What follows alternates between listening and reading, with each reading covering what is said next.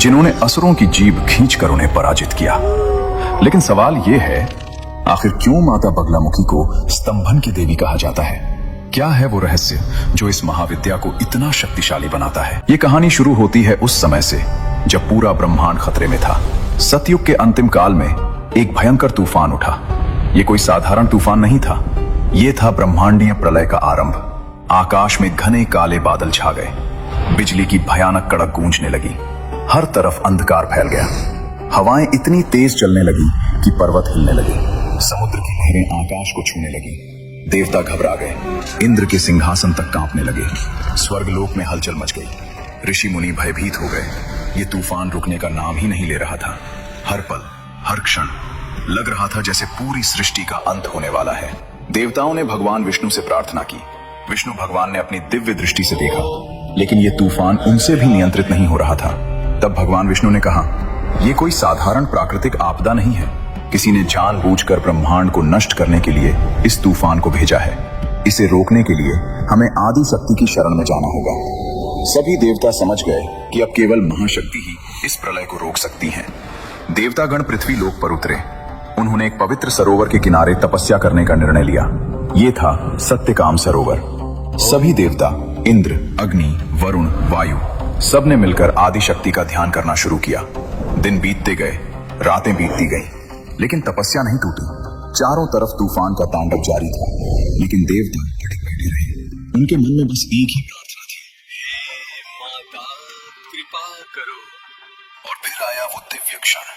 वैशाख शुक्ल चतुर्दशी का दिन, आधी रात का समय था। सरोवर का जल अचानक शांत हो गया, हवाएं थम गई, बिजली की कड़क रुक गई, सब कुछ एकदम स्तब्ध हो गया।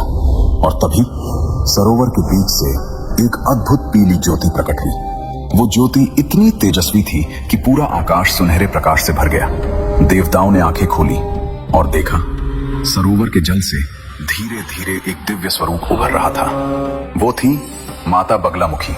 उनका पूरा शरीर स्वर्णिम पीले रंग से चमक रहा था। उनके सिर पर दिव्य मुकुट था, गले में स्वर्ण आभूषण, पीतांबर वस्त्र धारण किए हुए।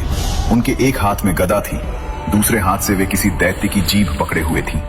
उनकी आंखों में अद्भुत तेज था।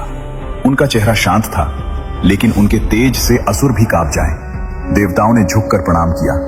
माता ने अपनी दिव्य दृष्टि से सबको देखा, और उस एक दृष्टि मात्र से वो भयंकर तूफान धीरे धीरे शांत होने लगा। हवाएं रुक गईं, समुद्र शांत हो गया, आकाश साफ होने लगा। प्रलय टल गया था।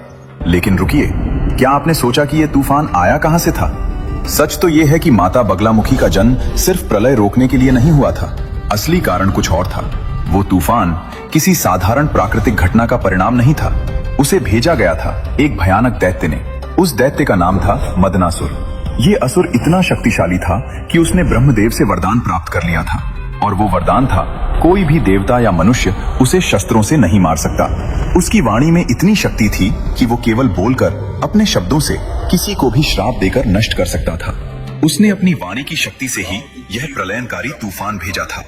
और अब सवाल ये था, जब कोई शस्त्र उसे छू भी नहीं सकता, तो माता बगलामुखी उसे कैसे हराएंगी? मदनासुर एक महापराक्रमी असुर था। उसने हजारों वर्षों तक कठोर तपस्या की थी। उसकी तपस्या से ब्रह्मदेव प्रसन्न हुए और प्रकट हो गए।